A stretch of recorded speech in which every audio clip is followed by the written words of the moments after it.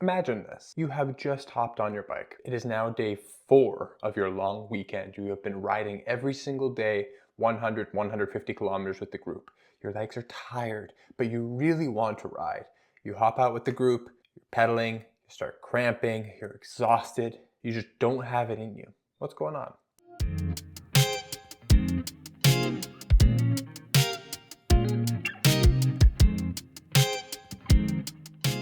Today's episode, we're going to be talking about recovery because every intelligent training program, whether on the bike, whether strength, or whether any sport, must understand the delicate balance between training and recovery. Simply put, if you don't recover, you're not going to be able to push. Before we do this, let's look at what the cycle of training is. Your body starts somewhere called homeostasis. That's your balance, equilibrium, whatever you want to call it. That's your starting place. And your body typically likes to maintain homeostasis. When you train, you disrupt that homeostasis. You are literally putting your body through something it is not used to. You deplete your glycogen stores, your force generating capacity goes down, heart rate goes up, blood pressure goes up, you're putting stress on your neuromuscular systems, and it literally means you are now weaker than you were before you started to train. And that's what we call the immediate training effect. It's not best, but it must happen in order for the next part of the training to come in, which is recovery.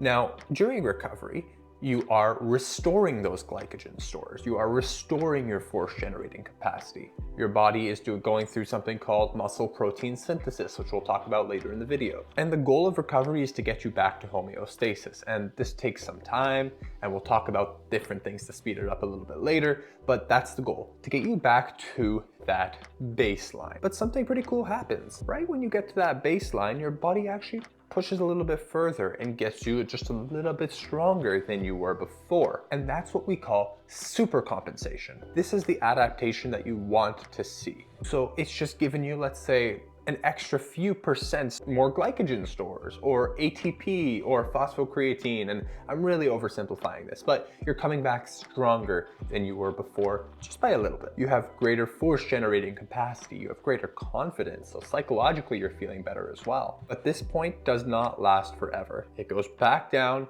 and if you don't take advantage of it, you have experienced something called involution, which your body then recovers after the supercompensation and you're back at that baseline. So timing plays a big role here.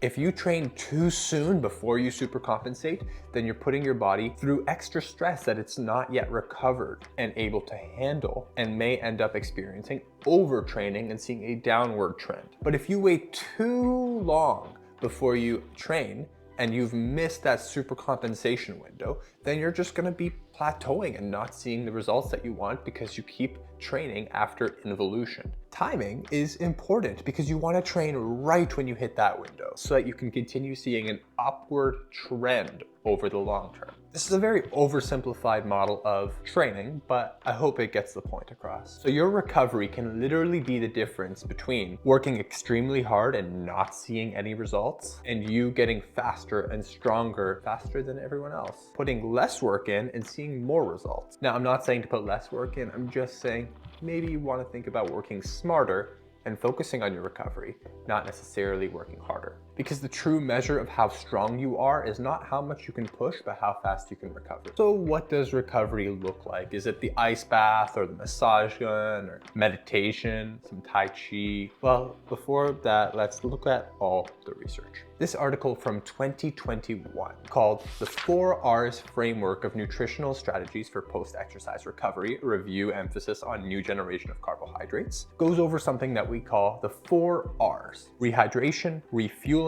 repairing, and resting. And we'll go into each of those in detail. Starting with rehydration. Now, it's no secret that if you're an endurance athlete, you are a sweaty guy or a girl. You can't control it. If you're the kind of person who goes out and rides and doesn't sweat, like, tell us your secret. But for the rest of us, we're dripping, we're on the indoor trainer, it's coming in our nose and our eyes, the eyes are burning, and you just can't control it. You're losing water. Your body is losing fluids. And step 1 of recovery is replenishing those fluids and rehydrating. Sweating and your sweat rate is going to be increased depending on things like humidity or heat or altitude. And you may sweat a little bit less during your strength training sessions, but if you're pushing, you may still sweat. And this results in dehydration, and dehydration has some nasty side effects. And that's why it's important to rehydrate yourself. We have bottle cage holders on the bike for a reason. Bottle cage holder, yeah.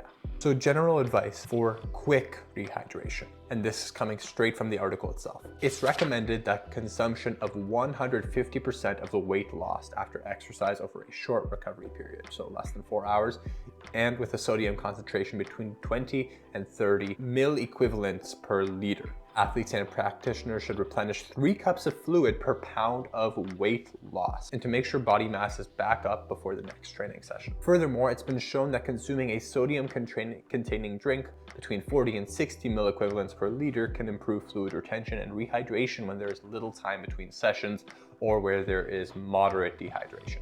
Now, if you don't have much time between your sessions, let's say you're training today, you're training tomorrow, you're training the next day, you have competitions weekend long, whatever it is, this is important.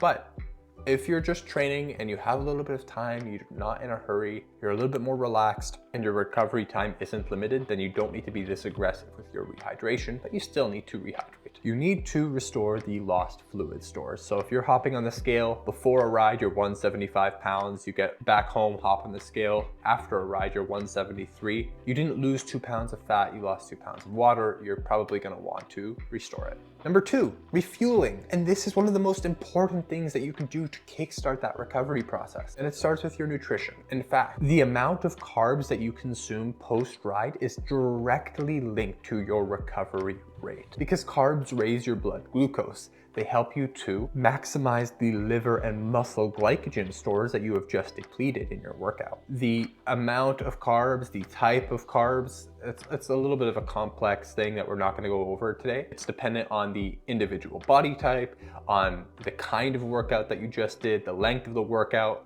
the time available, the total daily energy expenditure, and what you expended during the workout, and some other factors. Point being, consuming carbs post-workout will help you facilitate a quicker recovery. So have your banana or your oats or your carb mix or banana bread, banana oat bread, whatever, just have some carbs. Number 3, repairing. Have you ever heard of muscle protein synthesis? You have, because I mentioned it a few minutes ago. It is literally the process of synthesizing new muscle protein. You are not eating enough protein. You're actually going to remain in a catabolic state, meaning your body is going to break down muscle. When you exercise, you are literally breaking down muscle fibers. You are depleting your glycogen store. And dietary protein helps you to restore those things and to super compensate, to come back stronger than you were before. Now, of course, just like with the carbs, the amount of protein depends on your body type, your exercise, what your goals are, the muscle mass content, etc. Here are some general guidelines coming from the International Society of Sports Nutrition. If your goal is to build muscle mass or maintain muscle mass, you want a positive muscle protein balance. So an overall daily protein intake in the range of 1.4 to 2 grams of protein per kilo of body weight per day is sufficient for most exercising individuals. Now, it says most exercising individuals. This is not taking into account endurance sports specifically, but I have my handy dandy calculator. Let's look at what that is. So I am 78 kilos. So 78 times 1.4 equals a minimum of 110 gram protein per day. 78 times 2 to 156. Now this is for most of us. If you look a little bit lower, it says higher protein intakes may be needed to maximize the retention of lean body mass in resistance trained subjects during hypocaloric periods. Meaning, if you are eating less than your body burns and you are resistance training, which if you're watching this channel, hopefully you are, and you're also an endurance athlete, protein is more important than just getting the bare minimum. So in this circumstance, 2.3 times 78, a minimum of 180 grams to 3.1 times 78, 241.8 grams. So the reason that protein is important is because if you're dieting or trying to drop weight, especially as an endurance athlete, muscle is so much easier for your body to take energy from than fat is. And so you want to maintain that muscle mass. And this is a very oversimplified model, but maintaining that muscle mass means you need to eat dietary protein. There's novel evidence that suggests higher protein intakes, meaning greater than 3 grams per kilo per day, may have positive effects on body composition in resistance-trained individuals to promote loss of fat mass. Just don't neglect your protein. Have between 20 and 40 grams per meal and get enough per day. You're an endurance athlete, you need it. And finally, the 4th R is resting. And the core of rest is not meditation, but sleep. You see, it's commonly known that sleep is like the best performance-enhancing drug out there. And there are 4 stages to sleep. Number 1 is awake, and this is pretty self-explanatory. You're not yet asleep. You go to the bathroom in the middle of the night and you have to pee and you're awake during that, hopefully. Number 2 is light sleep. This is where most of your sleep, maybe around 50%, actually happens. Your muscles are relaxed, your breathing slows down, your heart rate decreases, your brain processes memories and helps you to increase your creativity and also enhances your motor skills, which, believe it or not, is one of those things that we want to see after strength training as an adaptation in the long run, is enhanced motor skills, motor unit recruitment, motor unit firing, and synchronization. So light sleep is super important for that. Number 3, deep sleep. This is the stage that you don't wake up easily from. Your body is relaxed, it's repairing itself. You are secreting high levels of HGH, human growth hormone, and testosterone, which is helping with that repair process. Your brain and your body are flushing the waste away. And then there's REM sleep, rapid eye movement. This is the part where your brain is doing a good chunk of processing of what happened in the day. And more REM sleep is associated with better emotional health, lower depression rates, lower anxiety rate, and better learning skills. Cool, so how do we improve our sleep quality? Here are a few tips for you. Number 1, make sure your room is dark. The reason for it is because a darker room will help you to secrete more melatonin, which helps you sleep faster. Even just having a night light or a bright street lamp coming into the room can help you secrete less or can hinder you from secreting more melatonin. Number 2, breathing. Slow your breathing down. A lot of the time, anxiety, or if you just finished a workout late at night, which we'll talk about that in a sec, can cause your breathing to speed up. So manually slow it down. Take 3 seconds in, 1 second pause, 5, 6, 7, 8, out, whatever you need to do. Literally slow your breath down. This helps put your body in a relaxed state. Brings your heart rate down. Number 3, and please, for the love of God, do this. Keep your phone in another room. You don't need it right beside you.